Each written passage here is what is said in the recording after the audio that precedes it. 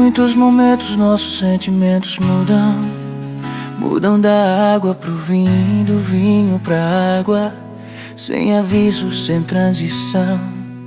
Somos pegos de surpresa, um emaranhado de sensações. Um sorriso pode se transformar num choro, em um choro e risos, e ninguém pode explicar de verdade o porquê disso, então o que fazer? Somos pegos de surpresa num emaranhado de sensações. Um sorriso pode se transformar num choro, em um choro e risos, e ninguém pode explicar de verdade o porquê disso, então o que fazer? Vivemos tubs em que não se pode mais confiar em muitas coisas, coisas que antes eram confiáveis, coisas que antes tinham valor e agora não tem mais, coisas que eram um porto seguro, mas agora são simples lembrança de algo que já passou.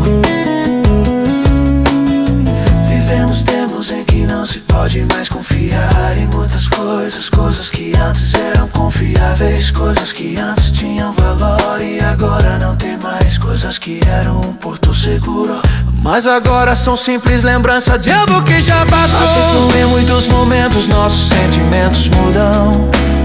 Mudam da água pro vinho, do vinho pra água, sem aviso, sem transição.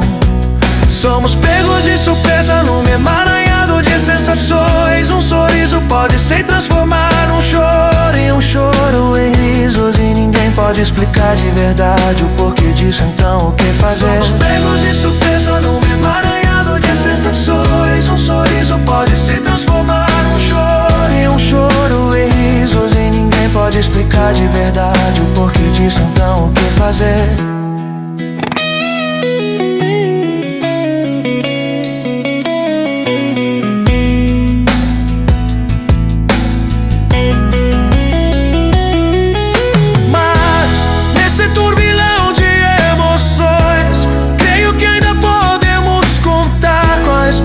Com a esperança de que ainda somos capazes de viver uma vida melhor. Não nos termos antigos, mas com novos valores que substituam as velhas falsidades e máscaras do ontem.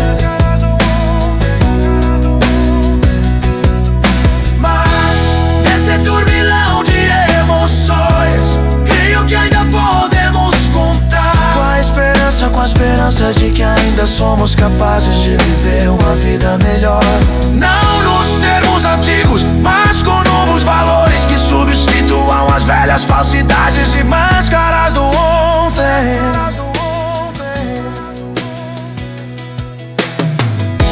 E em muitos momentos nossos sentimentos mudam.